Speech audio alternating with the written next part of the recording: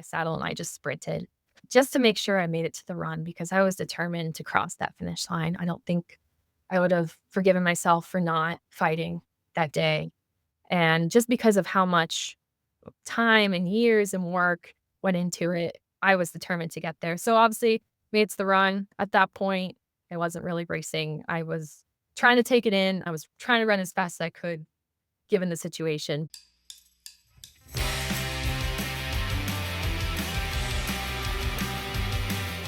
Hello, and welcome to the December 27th, 2024 edition of the TriDoc Podcast. I'm your host, Jeff Sankoff, the TriDoc, an emergency physician, triathlon coach, and multiple Ironman finisher, coming to you as always from beautiful, sunny Denver, Colorado.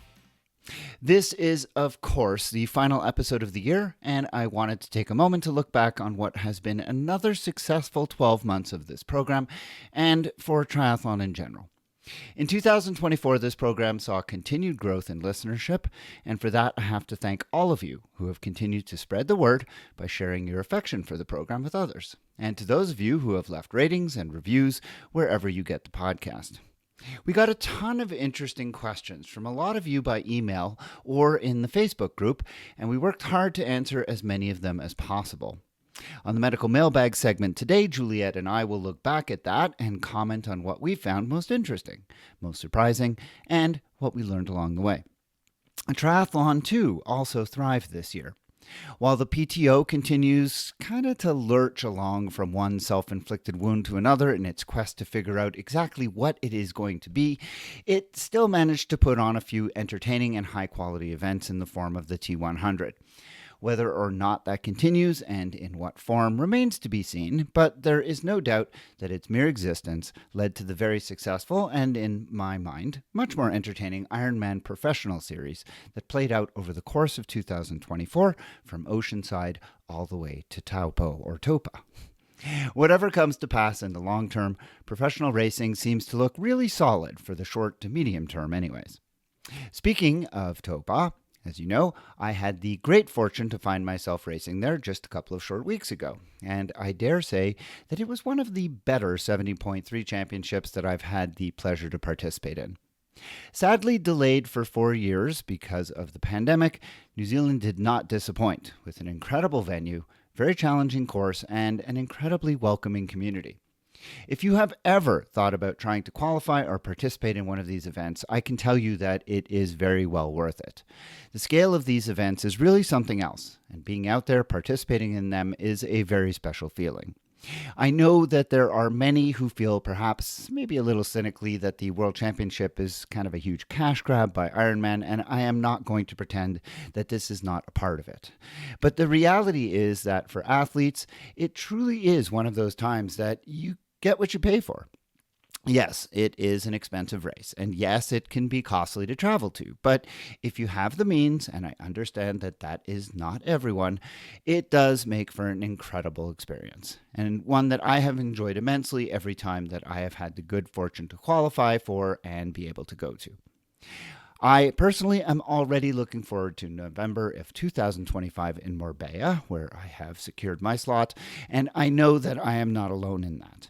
Let me know if you want to know more about the experience. I'd be happy to share stories about this year and my previous years of participation. The last thing I want to comment on as a major story in 2024, and this is something that you will likely hear me speak about again going into the new year, is the major change going on in triathlon coaching, precipitated by the outright takeover of Ironman University by a certain AI coaching company whose name sounds a lot like the name of this podcast.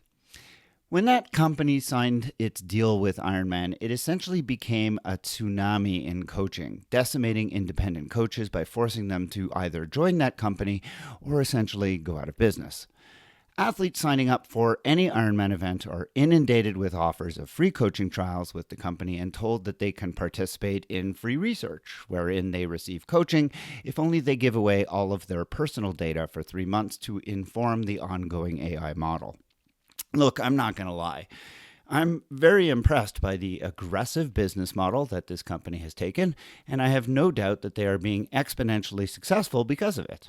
At the end of the day, though, I remain convinced that they are not providing athletes with the best possible service because no matter what AI is capable of, it still cannot replace a human coach who provides so much more to an athlete. Will an AI program hold an athlete accountable? Can an AI model answer questions about why a workout is designed the way it is or is on the day it is planned for? Can the model discuss nutrition and race strategy? Can the model account for an athlete's other life responsibilities? Answer questions about the specific race that an athlete wants to do and give tips about where to stay in a host city? I'm pretty sure the model cannot congratulate the athlete for successes, nor review performances for opportunities for the next go-around. Those are things that are all much better handled by an actual live human coach. And as to the assertion that this particular company can provide you with a coach, is it really your coach if they don't have anything to do with creating and implementing your training plan? Look, I'm not a Luddite. I know that technological advances can be meaningful and important in a lot of aspects of our lives, and I embrace many of them. However, I also know that as a physician, we will never be able to replace the importance of human contact in making a diagnosis or providing compassionate care. And as a coach, I know that what I offer in terms of experience and as a caring mentor to my athletes is just not going to be emulated by an AI model, no matter how much slick advertising is backing it up. So as you look forward to 2025, if you are considering your first ever coach or maybe a new coach, I urge you to think twice before signing over the rights to your personal data and just giving your goals to an AI model. There are many highly successful, personable, compassionate, and incredibly qualified human coaches out there who will take you much further than any computer will, and do so with much more personal fulfillment, myself included. Treat yourself to that indulgence, the indulgence of human intelligence and all that comes with it. On the show today, as I mentioned earlier, the medical mailbag has a review of all of the topics that we covered in 2024. Juliet Hockman and I talk about what we learned and what surprised us, and that is going to be coming right up. Later, I am joined by U.S. Olympic triathlete Kirsten Kasper. Kirsten fought through 3 Olympic cycles before finally being selected to compete in Paris this year, where things came a little bit undone on the slick cobblestoned bike course. Despite that, she finished with a smile on her face and the continued desire to compete. She talks to me about her Olympic dreams and about her future plans, and that conversation is coming up in just a little while.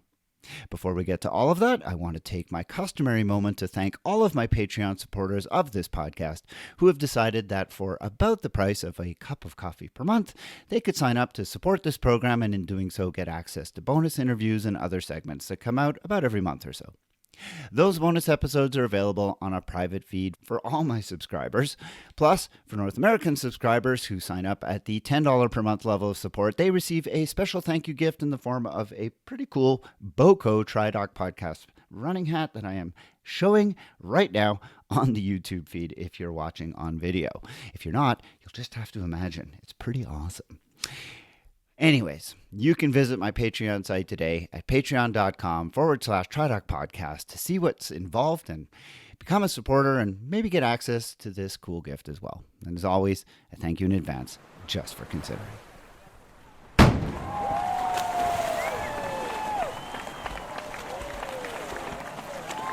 It is December 27th. It is the final medical mailbag of the year, and we have a special treat for you, Juliet Hockman, my colleague, my friend. How are you on this final weekend of the year, 2024?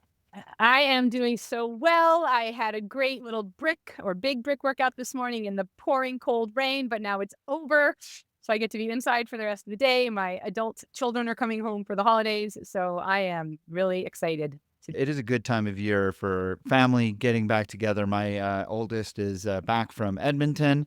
We are going to be spending some quality time together as well. We are recording this just before Christmas, but it will be coming out on the 27th, and that will be the last weekend of 2024. And we thought that rather than tackling a new subject, we would do a look back of sorts at the 26 episodes that came out this year. We had a lot of really interesting topics that we discussed this past year, and we wanted to review them for you, our listeners, in order to discuss some of the things that we thought were particularly interesting, talk about some of the things that we found that worked, some of the things that we found that maybe didn't, and give you an opportunity to give us some feedback as to whether or not you tried any of these things, what resonated with you, and where you find yourself at the end of 2024 heading into the new year. So before we get to all of that, Juliet, when you looked back at the list of episodes that we did, do you have any thoughts as to what you think might have been our top downloaded episodes?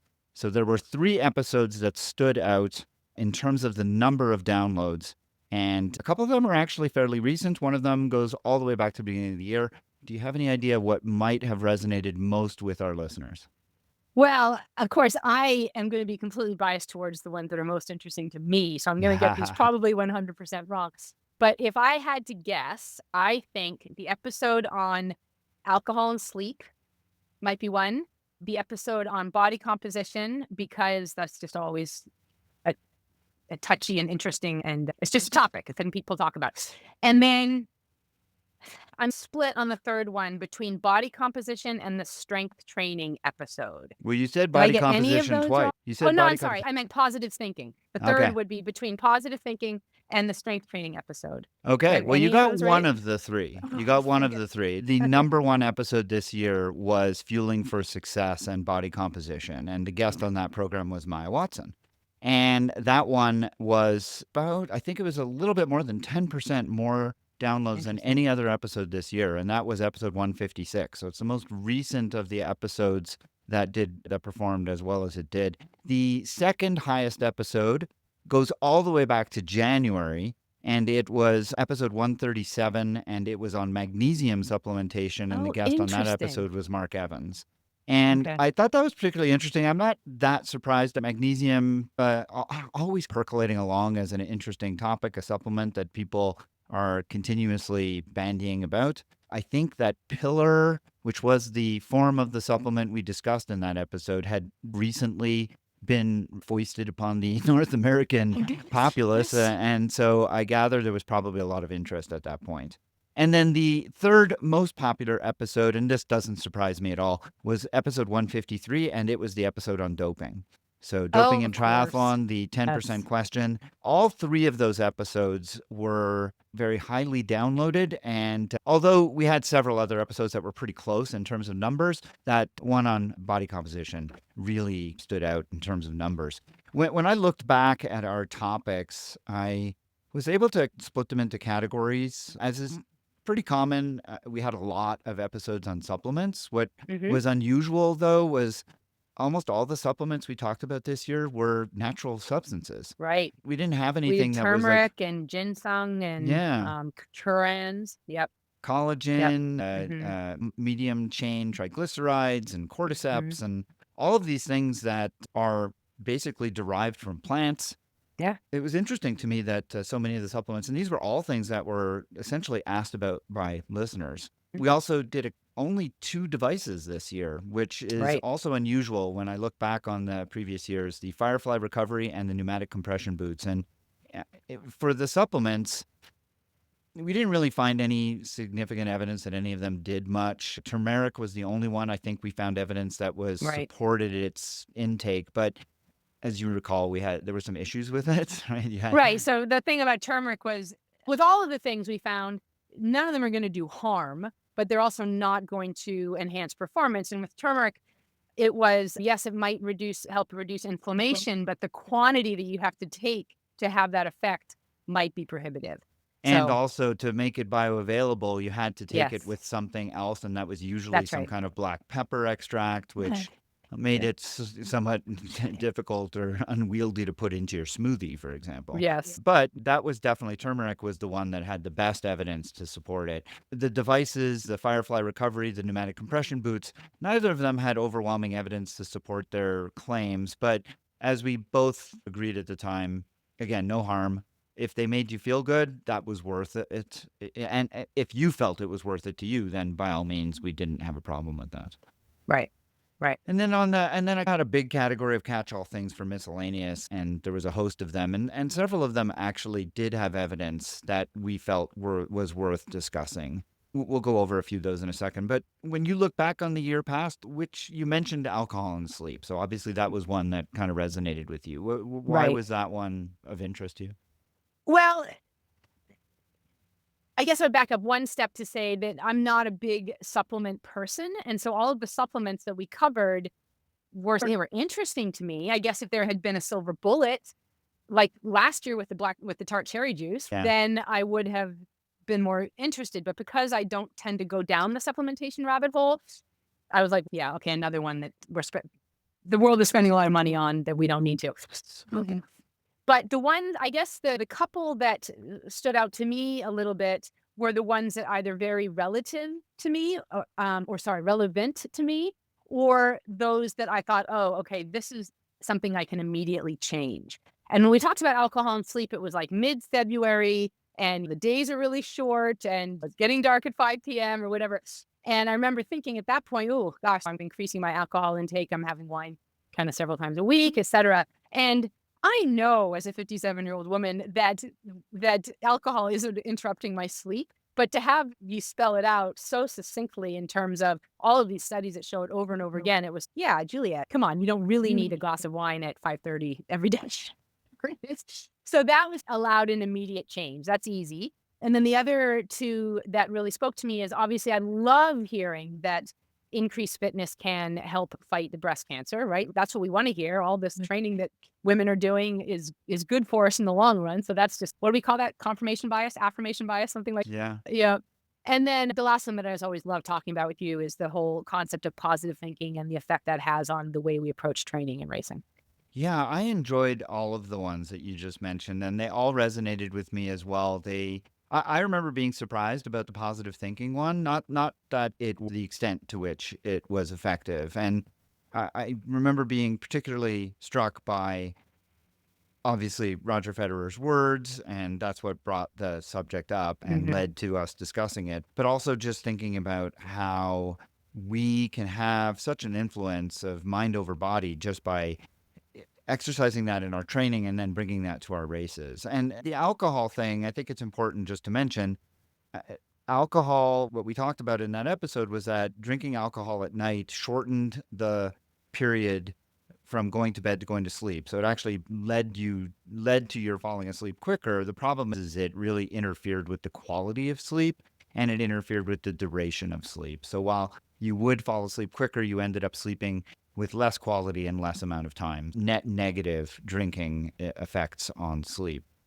The other ones that I think were, as you say, confirmation bias, I think for me, strength training and its impact on endurance sport. Not the first time we've talked about that on this program. You and I are both big adherents to that.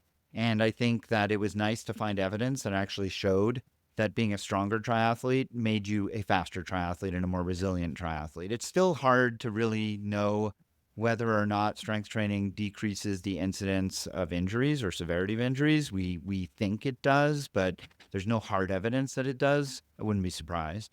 And then the other one was biomechanics and running. That's something that both of us as coaches are continuously telling our own athletes. And I thought that it was particularly interesting to get really into the details of that. And I'm always amazed how sometimes we come into this with a question and we're like, I wonder if the biomechanics influence running. And then you get into these papers and they're so granular, like getting right down to where are you landing and how are you taking off and what are you wearing? And it's really fascinating when you really look that you can find so much detail and find things that are really helpful for us to answer the question. It's really nice. Were there any subjects that you were surprised? I know there was a couple for me that I was surprised. I'm always surprised when you and I talk both online and offline about the concern about doping in the age group ranks. Yeah. And I know that your belief is that it does happen in male age groupers and the extent to which you think about that, as opposed to the way I think about it, which is not much. So that's always a really interesting conversation that you and I have ongoing in terms of, is this a problem in our sport? So that just surprises me because I don't spend a lot of time thinking about it. And obviously many people do. And so that in itself is interesting to me. Yeah, just to stop on that for a second, because the thing that I came away from that episode was really, I was impressed with Jim Vance and his sort of take on it and giving this idea that, look, if there's a drug out there that's making somebody's quality of life better and it just so happens to be banned, does that mean that it's wrong for someone to be using that medication? And I thought that was a really interesting perspective, and I respected what he was saying. I heard from several people after that episode aired that they disagreed with that, so that they thought that that was a kind of crutch that people were likely using to say, oh, yeah, my life is so much better since I started taking this. But in reality, their life is so much better because their performance is better, which, I don't know what the true answer is. And having just come back from a world championships where you see these incredible results from incredible athletes, no doubt, incredible athletes, but you can't help but wonder if any of them are getting an assist. Again, I'm not going to lose any sleep over it because there's nothing I can do about it. And it's not going to change the fact that I go out and race clean and do my very best and I get my result and I'm happy with it. But it's there. It's there. Were there any other episodes that you found surprising?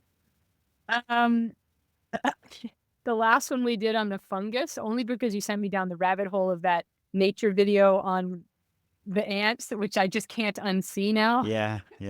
No, all the other ones, they're always really interesting.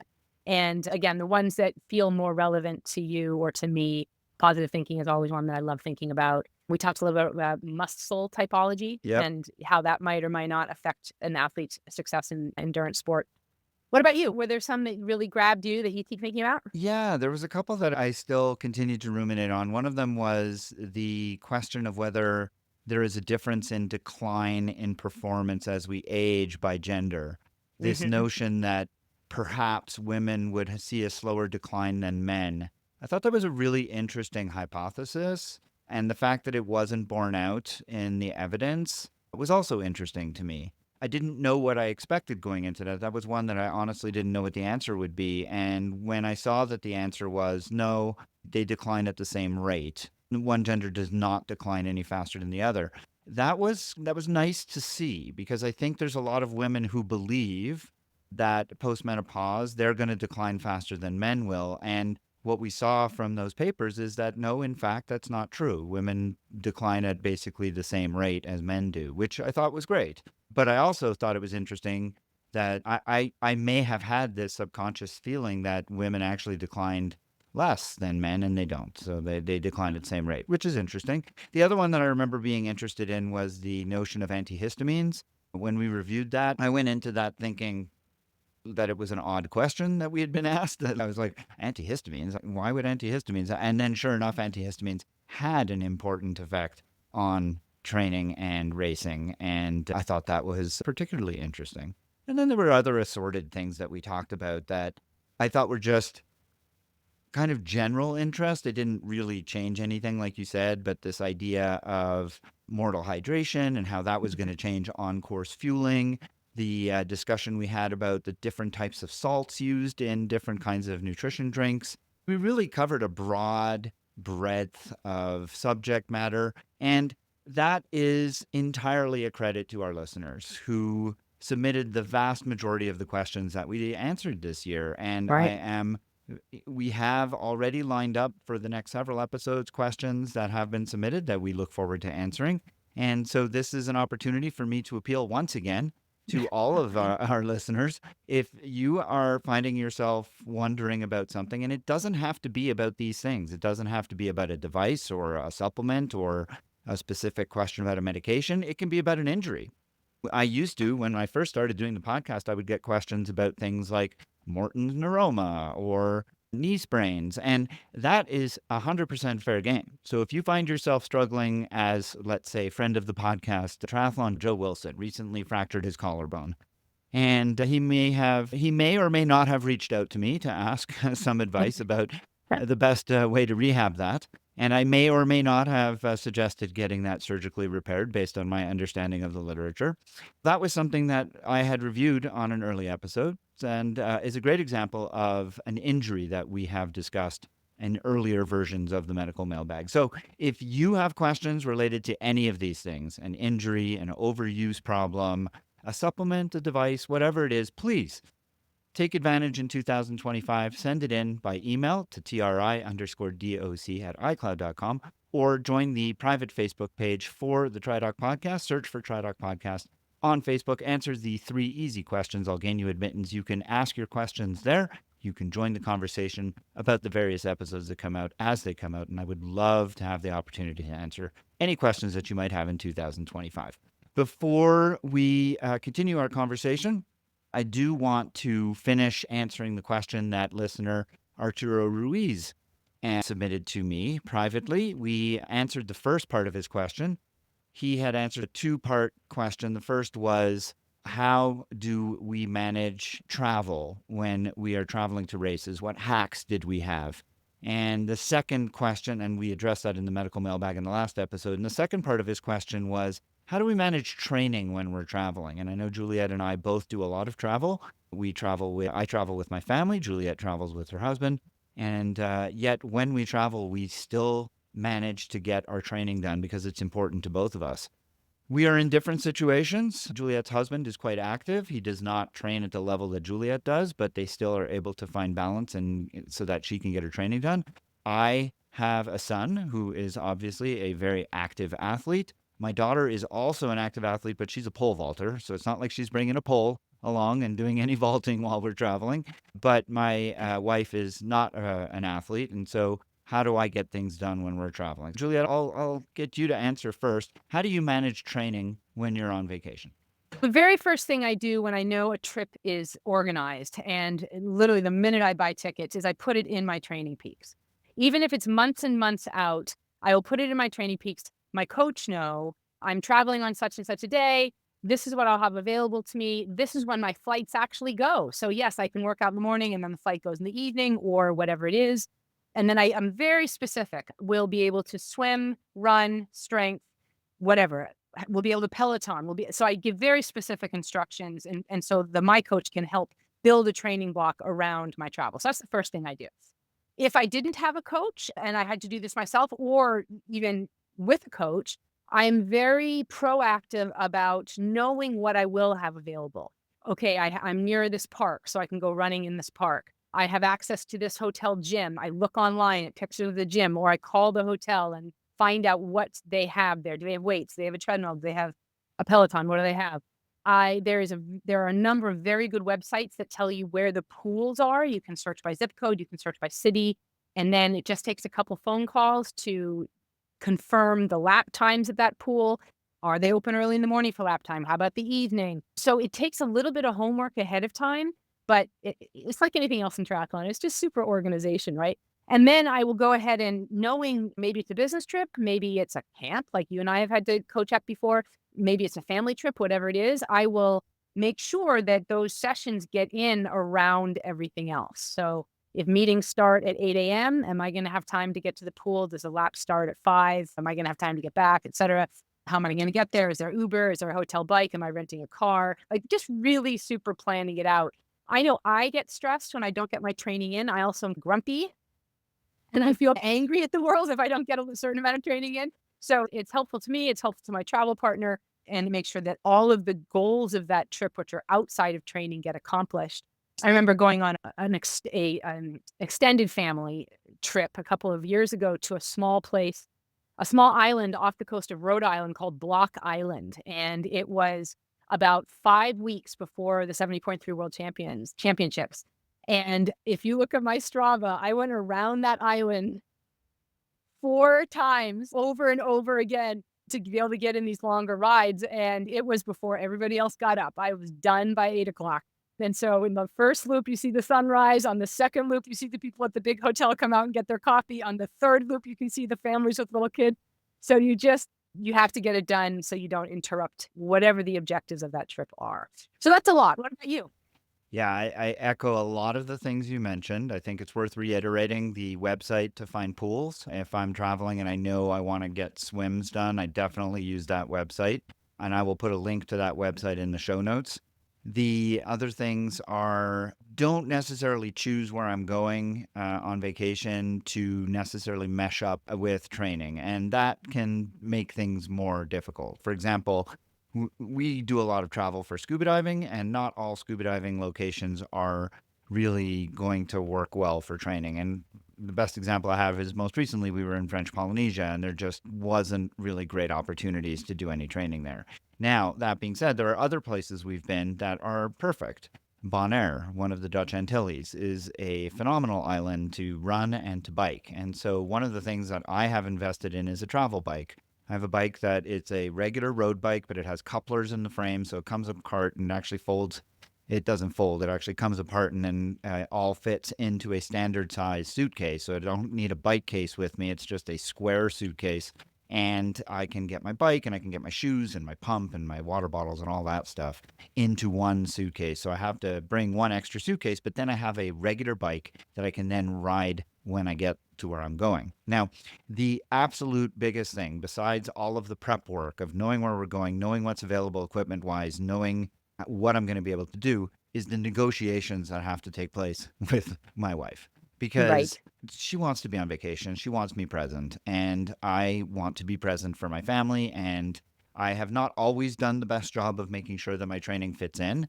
And part of the reason for that is because when you're on a diving vacation, it's very hard to do your training before diving because the diving happens quite early. I end up trying to do my training in between the morning dives and the afternoon dives, which takes me away at lunchtime. But always setting those expectations. Look, I'm going to train 1 hour a day. I'm going to do it at lunchtime. I will Right. be around for the rest of the day, that kind of thing. And usually there is an understanding, and you just have to be very careful to continuously be checking in with your family and make sure that you're not getting in the way. And listen, I'm the same. I get grumpy. I get irritated. I get anxious if I'm not getting my training in. But my wife gets grumpy and irritated and anxious if I'm overtraining and extending past what I say I'm going to do. If I have to miss some training, I have learned to default to miss some training because you know what? At the end of the day, you're on vacation for a Yeah. week or so. And if you miss a few sessions, it's not going to be the end of the world. Ideally, you're not traveling like I just did 2 or 3 weeks before the World Championships or the way Right. you did. Yeah. Most of the time, I try to make sure our travel is separated from races enough that I know if I'm going to miss a few sessions, it's not going to be the end of the world. But you know what? Life is life. Triathlon is triathlon. And I do triathlon to enhance my life. My life is not the sport. So we have to Right. sometimes reframe things a little bit.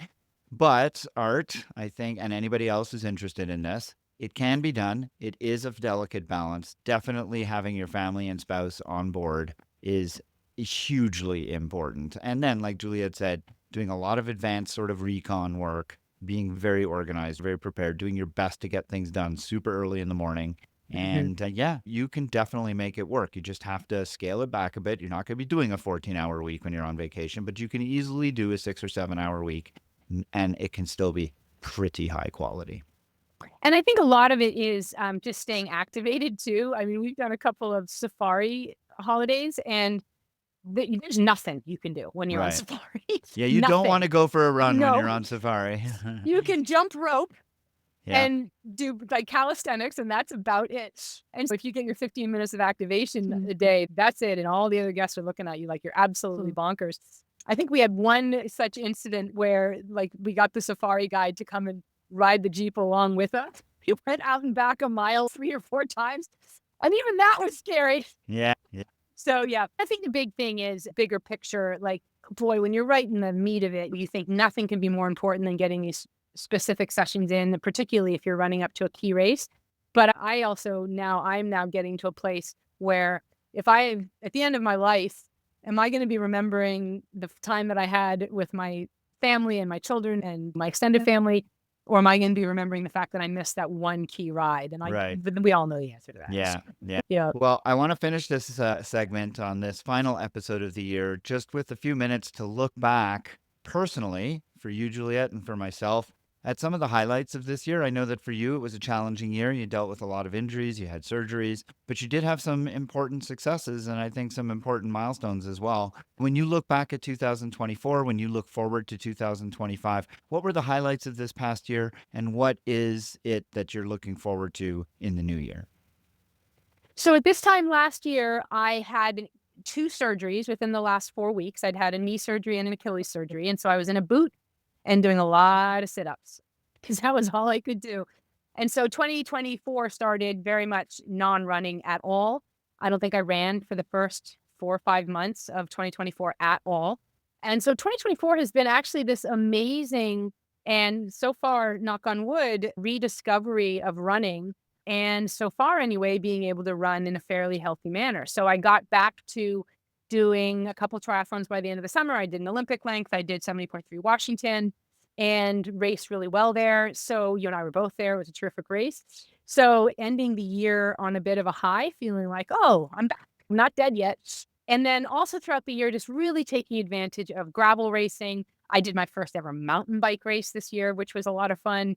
So just continuing to think outside the box and challenge myself a little bit and take advantage of what's present right here in my own backyard in terms of things that I can do with friends, easy day trips, whatever it is. So I'm feeling incredibly fortunate as I look forward to 2025. I am thinking very hard about this idea of what really brings me happiness. It brings me joy. Is that going back and trying to be competitive at 70.3 Worlds again?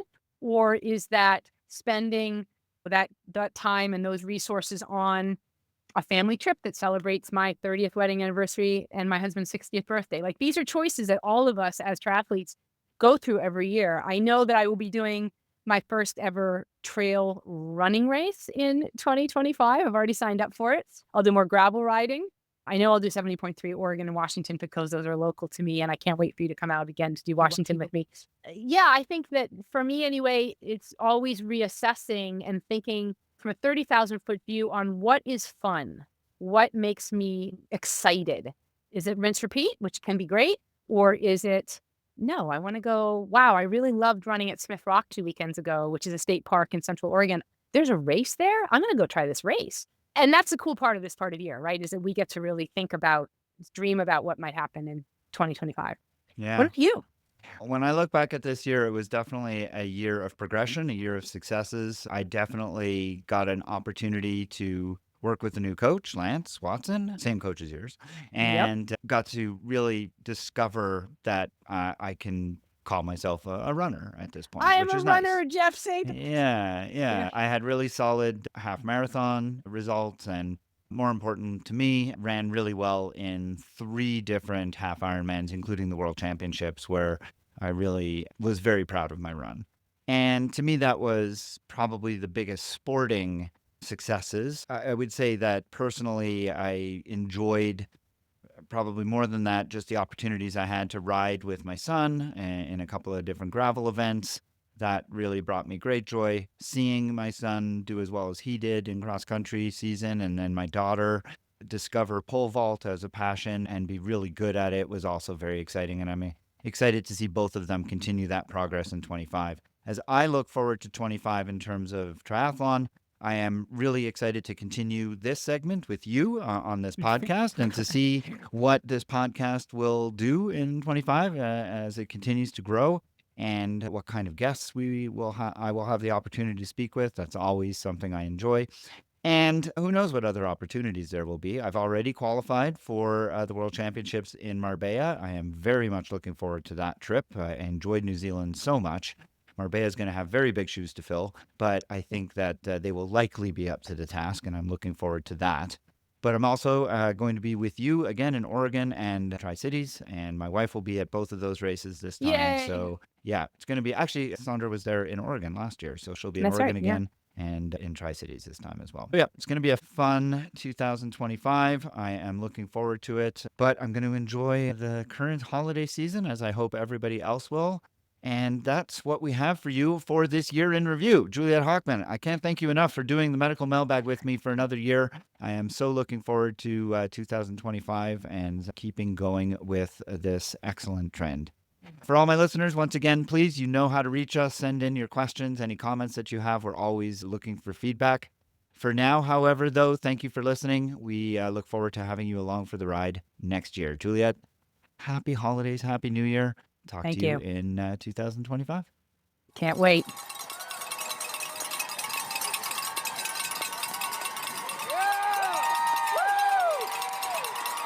My guest on the podcast today is an exceptional athlete and one of the most consistent performers in the world of triathlon, Kirsten Kasper.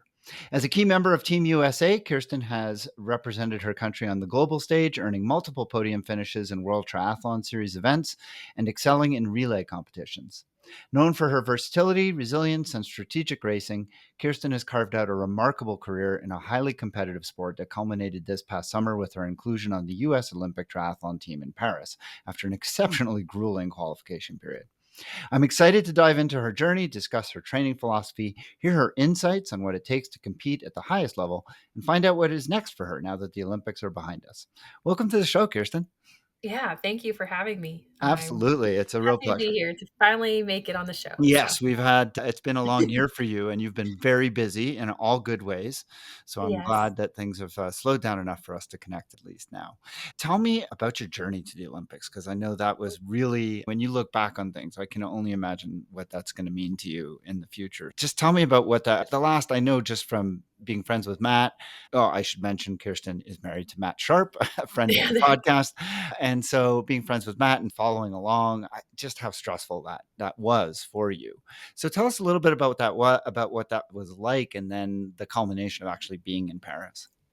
sure. I feel like that journey to qualify started honestly back in 2014 when I first entered triathlon and was recruited by USA Triathlon to the collegiate recruitment program, which was a fully funded program where they identified athletes that had two of the three sports and they wanted to give them the opportunity to see if they could make it at this top level.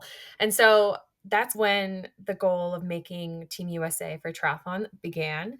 I was the alternate for that Rio Olympics, and then I was the alternate for the Tokyo Olympics. So this past Olympic cycle, I was very determined to make it to Paris, having just narrowly missing the team twice. And a big part of that journey for me and what I think helped make me qualify or allow me to qualify was having my husband Matt be a part of it. And like his support, I really do believe made the difference for me and allowed me to get to this Olympic team. Because, oh man, the US women is very competitive. There was probably like at least seven of us that would have been capable of making this Olympic team and competing well at the Olympics. So to earn one of the three spots really meant a lot and was a dream come true for sure. And that process honestly was over 2 years.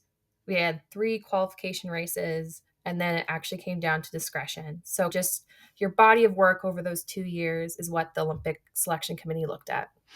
Wow. Being the alternate twice, Yeah. like that is just the second time must have been way worse than the first. But Yeah. what does that mean being the alternate? You don't get to go, right? Yeah, the second time being the alternate was a lot worse because to be honest, being the alternate for Rio, I was like in my second year of being a professional triathlete and I was like, wow, I was that close. That Yeah. was exciting. Like I Yeah. had no expectations to make the team. It was just, oh, I can do this. So going into Tokyo selection for the 2020 Olympics, I felt this pressure of I should qualify now that I've made it that close. And yeah, that was a completely different Olympic preparation for me because I had this pressure I put on myself. And I actually got very injured in 2019 and had a adductor tear that put me out for about 6 months leading into our Olympic qualification races. And so I went from being second ranked American on the pathway to making this Olympic team to just getting to the start line. And Yeah. so that injury definitely changed my mindset. It helped me, I think, for this Olympic qualification period because I definitely didn't take lining up for granted. I was grateful to get to that start line and it just shifted my mental approach and took every opportunity I could to try to showcase what I could do because I know sometimes when you don't know when you're going to get injured and so I just try to line up every time Yeah. and Well, and achieving yeah. success on that after that disappointment probably just makes Yes. the success so much Oh, sweeter. yes. Yeah. Absolutely. And so I didn't, sorry, travel to Rio for that Olympics, but for Tokyo, they actually brought the alternates over to Japan because it was a COVID games. Oh, yeah. If something was to go wrong, we had to be there, regularly tested. Right. We couldn't travel last minute. So I actually got to experience what it was like to be at Olympics, but not participate in it. And for me, that was amazing. I learned so much from that. And then I also got to see my husband, Matt Sharp, compete, which was the icing on the cake for me. Obviously, I Yeah. wanted to make the Olympic team, but to be able to be part of his experience there, which I know not many people got to actually travel and Yeah. be at that Tokyo Olympics.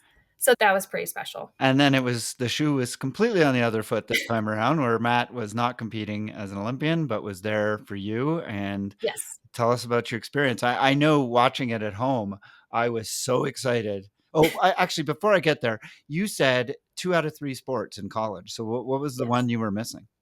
Yeah, so I ran in college and I swam since I was 5 years old, and Oh, I interesting. could have swam in college, but I decided to just focus on the one. Like, I was recruited for both, but I wanted to see what I could do with running only. And so I had to swim in the run background, and so cycling was what was, or like non-draft racing was completely, or sorry, excuse me, Yeah. draft racing. Draft legal was completely new to me. Yeah, that must have been Before, hard to adjust to. yeah, I remember going for like my first 3-hour bike ride, and that was a very big deal. Uh, I do want to come back to the Olympic question in a second, but as a runner in college, I've spoken to other women who were runners in college, and it's my son is a runner. I talk about him all the time, and I know he doesn't face the same kind of pressures that a lot of the women do. And what was that experience like for you? I had a very good experience running in college. The reason I chose to run at Georgetown University, honestly, when I was going through the recruitment process was because of the culture of the team and the women that were there. And so I am so grateful. Those women are still some of my best friends to this day, and they helped me just have a positive experience in the running world. But there definitely was more of an element. I feel like I definitely suffered from stress injuries, and so there's a lot more like lack of awareness of how to properly fuel and all that kind of stuff during that time. So I feel like, man, if I had the knowledge I do today back then, I would have definitely been a Well, little bit more that's the successful. thing that comes up continuously is women specifically Yeah. seem to be missing that key point. And I was talking to Maya Watson recently, and she mentioned to me that the way the switch flipped for her was when she got connected with a female coach. And it seems Mm, like too many of the running coaches are men. And I wonder if right. that is a problem because the men are not necessarily in tune with the needs of their female athletes for nutrition. Yeah. And for me, that switch actually happened in 2016 when I started working with a dietitian from the US Olympic Committee. She was the first person to tell me that I wasn't eating enough. Right. And that was when I was in triathlon because I had coaches telling me I needed to lose weight to run faster. That's what I was getting at when I asked about your experience, because this is what I continually hear. And Yeah, I think it's a disservice to female athletes. It's leading to injuries. It's leading to lifelong repercussions. And absolutely. I think I'm glad you didn't have any of those, but it really is unfortunate. Were you running cross country or were you running track? I did both. You did Yep. both. Oh, okay. I did Interesting. both. So yeah, I definitely suffered from like having different eating disorders in terms of I would calorie count. That was very unfortunate. So I wish I knew that Yeah. when I Yeah. was there, Yeah. but thankfully this dietitian stepped up and was like, you're doing it wrong. If you want to lose weight, you got to fuel properly. Like, Right. you're in energy deficit because you're not eating well enough. Yeah. And so your body's in starvation mode. Like, trust me, give me a year of following my plan on how much calories to eat. We got my resting RMR to figure out just how much I needed to eat to survive type thing. Yeah. And then she worked with me and she was like, you're going to put on weight, but just trust me, it's okay. Yeah. And I did. I put on probably like at least 6 pounds, but I stayed healthy. I was Yeah. actually competing better at the heavier weight than I Yeah. was when I was lighter. And then after that year, I actually saw without trying, my weight actually came down. And so honestly, she's probably saved my career in terms of not getting bone injuries anymore and being able to keep up with the demands of my training and recover better. Yeah. And so I am so grateful for her That's that I finally had someone tell me that's an awesome eating is story. what you need to Yeah. do. That's an awesome So yeah, story. no, I'm a huge advocate of that because of the issues I've had throughout college with just the running. That was just the culture of the running system, right? Yeah. You want to be lighter, and And there you go. I think it's still there. I just don't Yeah. know. I have some interaction with my son's high school coaches, and they definitely do not go there. But I know that once you get to the college ranks, I know that becomes an issue. I want to get back to the Olympics because watching it, I was so excited to see you out in the lead pack. And then it was all kinds of misfortune that it was the Yes. things that you just can't possibly, but you gutted it out. I saw you riding on a flat tire at one point. You did what you needed to do to finish. And Yes. I didn't know how you were feeling. I could only imagine. I was sitting at home feeling like on the one hand, feeling so sad that this has happened to you, but on the other hand, just so impressed that you were not going to let this take away from you finishing this race. What was the Yeah. experience like for you? Yeah. Crazy experience. Oh man. I actually had a moment, I'll get into a little more, but I had a moment out there when I flatted that I laughed to myself, literally out loud, and was like, "What did I do wrong to the universe to have all this happen in one race?" Yeah. But yes, I'll start from the beginning. I was honestly making that team was the hardest part. And so I really approached that Olympics as just taking it all in, seeing what I could do with the work I put into it. And so getting called down to the start line was incredible. I just got goosebumps thinking about it because I honestly started to tear up as I ran down because the crowd was so loud and cheering so loud. Like I had never experienced anything like that before. And to be like standing on the start line, looking at the Eiffel Tower, I was like, I did it. I'm Yeah. here. Yeah. So I still have great emotion and feelings towards that. But the race itself, oh, yeah, that was heartbreaking. I still don't think I'm fully over it, but I've been able to take the time to process it for Yeah. sure. But yes, swimming front pack, coming out of the water right where I needed to be. I literally said to myself, even like mentally on the bike, I was like, I'm doing it. This is where I'm here. I'm doing this. I'm gonna have a great Olympics. And next thing I know, I was on the ground and I slipped out on the bike. And I think back to that crash in that corner where I slid out on lap 2, I think it was. I would have taken the corner the same way if you asked me to do it again. I don't know why I went down. I was You weren't alone. A lot of women went down. It was wet for the women's race. It was amazing to me that it dried completely by the men's to the race. men's. I Yeah. know. And that's Yeah, just so luck. I don't feel like I took it too fast. I was following, I think, the 6th girl wheel. It was Julie Darren. I was following her wheel in the line of the group, and I didn't even feel myself going down. I was just on the ground all of a sudden. Yeah. And so popped back up, looked at my chain, got right back on the bike and was trying to close that gap to the women. I think I lost about 15 seconds.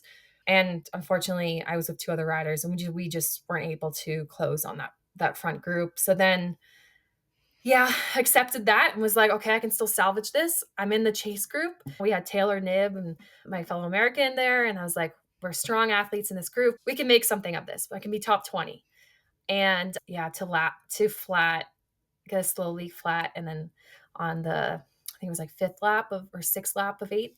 That was heartbreaking. And I was probably a good 2K from the wheel pit. And as it happened, I pulled over to the side in the group of women and just was like, go by me. And everyone that went by me was like, I'm so sorry. I'm so No. sorry. Like they were Yeah, all yeah, yeah. just like So aware of what just was for going those of us who obviously don't have this experience, you don't carry anything. You on. basically No, are no. entirely dependent on support.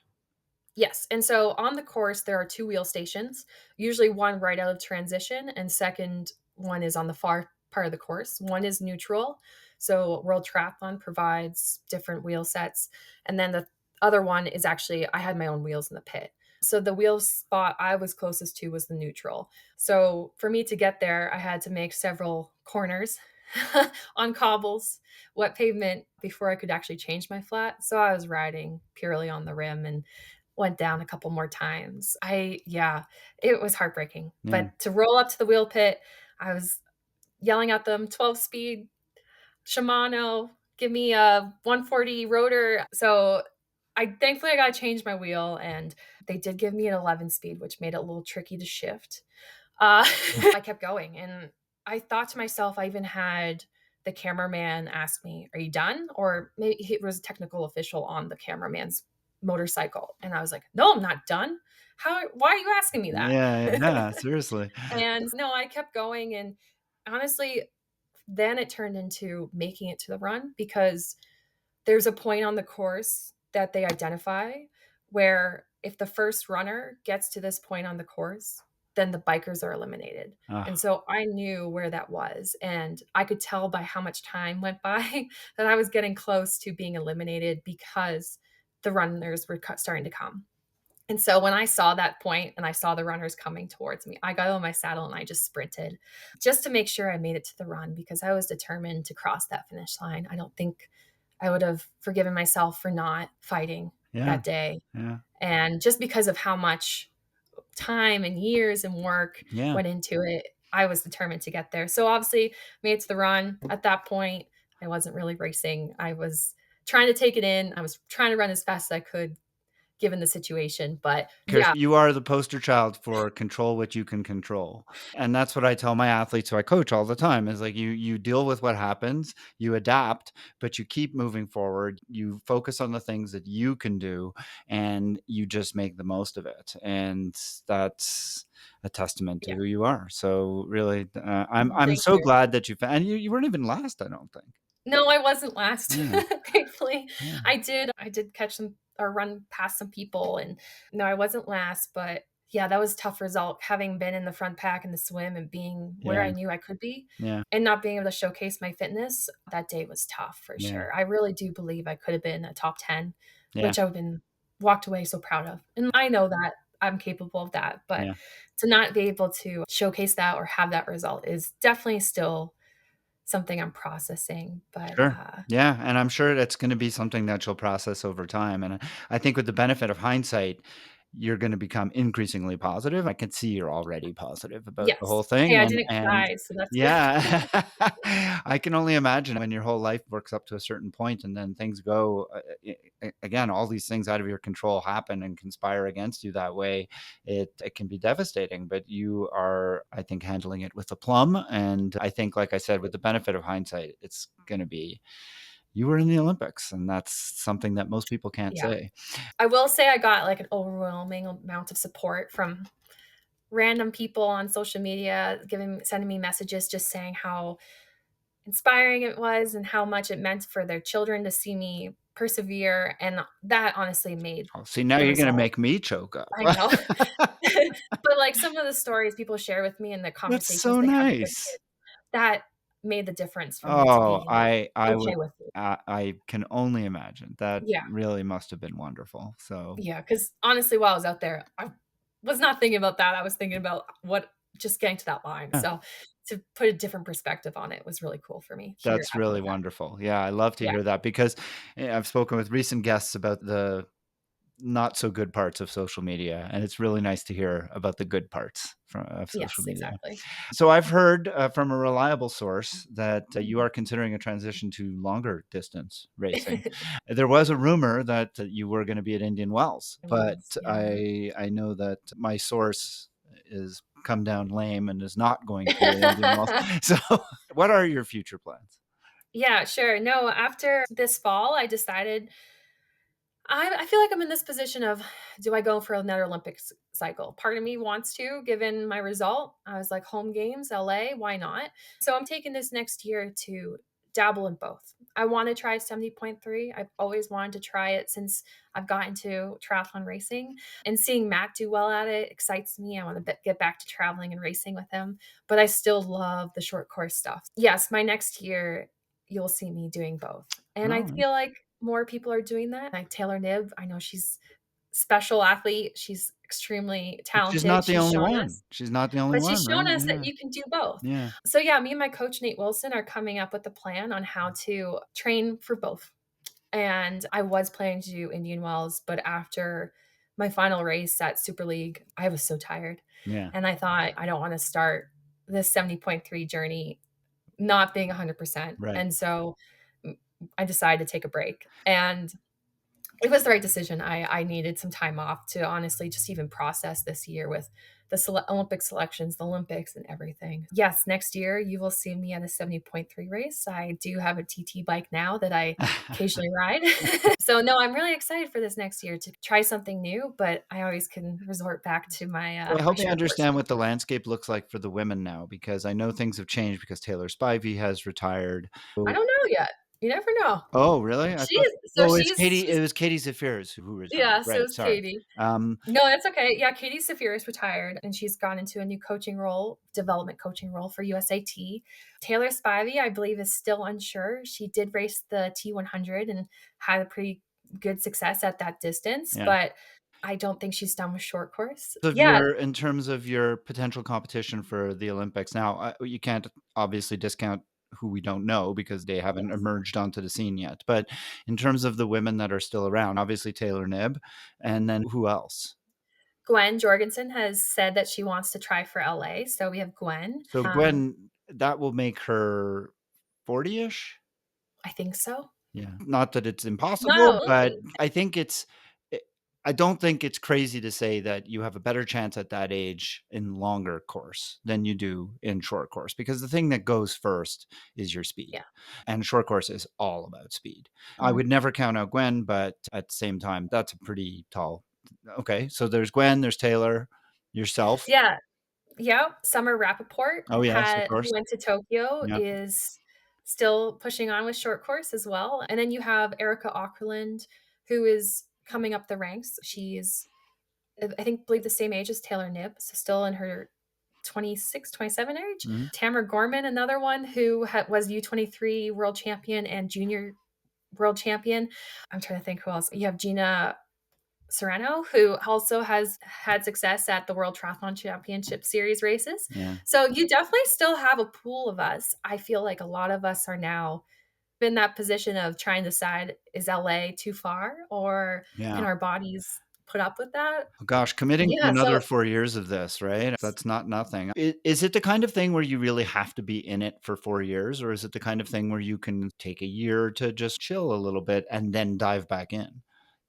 yeah, it's something I am definitely considering because Matt and I do want to start a family, and I have thought about that. Do I have a year to take off to have a family or have a kid? Yeah. And I do think it's possible, but you have to keep yourself in the rankings to even get on a start line. So there are things in place now with maternity leave with World Triathlon that freeze your ranking. So it does make it actually possible. Oh, good. I'm glad to Yeah, hear that. Yeah, I'm glad. Yeah. Nicola Spierig and Katie helped develop that Yeah. because both of them came into back from being pregnant and had to work up the rankings that World Triathlon recognized that there needs to be something in place. Good. And so, yeah, it's definitely made it more possible to step away for a little bit and then come back. Yeah, it's you definitely can, but the qualification process will start in 2026. It's always 2 years out is So you when have you need you to have start. you have you have a year to think about it. Yeah, I just wanna go back to what you said about Taylor Knibb and other athletes doing both, and, it's interesting to me in the last, I would say,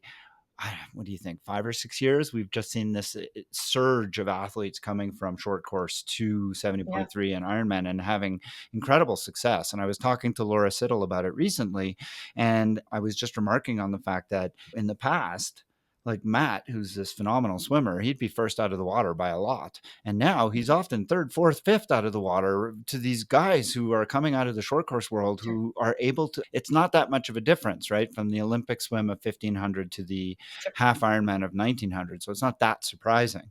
But what I do find surprising is that they're able to take their speed from the short course and keep it for the long course, which is really phenomenal. And it just Yeah, shows the kind of athletes we're talking about.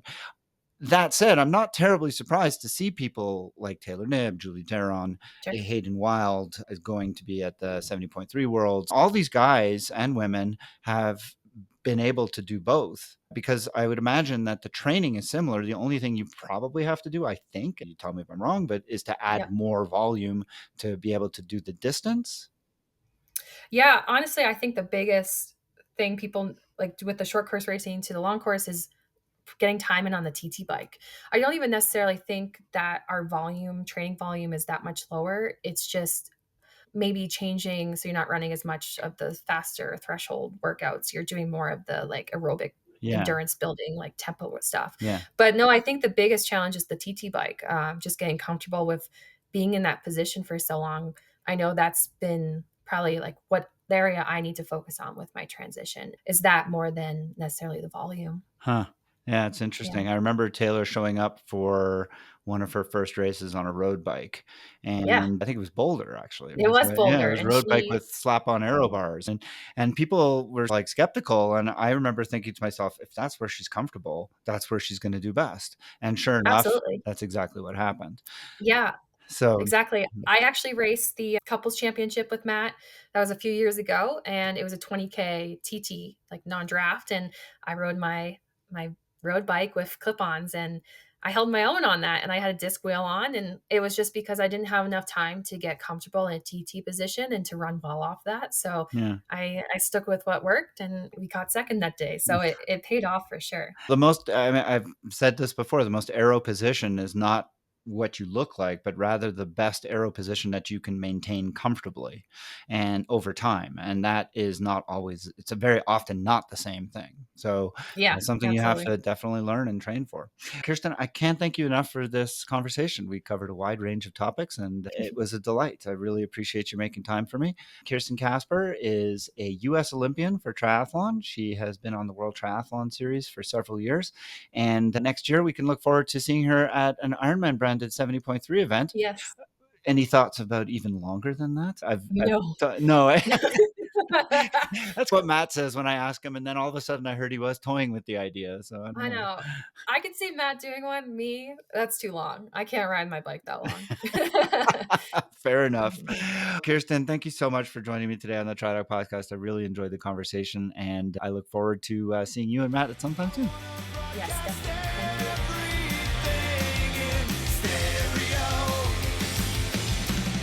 What's up, everybody? My name is Joe Wilson, and I'm a proud supporter of the TriDoc Podcast. The TriDoc Podcast is produced and edited by Jeff Sankoff, one of my good friends, along with his amazing interns, Cosette Rhodes and Nina Takashima. You can find the show notes for everything discussed on the show today, as well as the archives of previous episode at www.tridocpodcast.com. Do you have any questions about any of the issues discussed on this episode? Or do you have a question for consideration to be answered on a future episode? Send Jeff an email at try_doc@iCloud.com. If you're interested in coaching services, you should really reach out to Jeff at tridoccoaching.com or livesportcoaching.com, where you can find a lot of information about Jeff and the services that he provides. You can also follow Jeff on the TriDoc Podcast Facebook page, TriDoc Coaching on Instagram, and the TriDoc YouTube channel. And don't forget to join the TriDoc Podcast private Facebook group. Search for it and request to join today.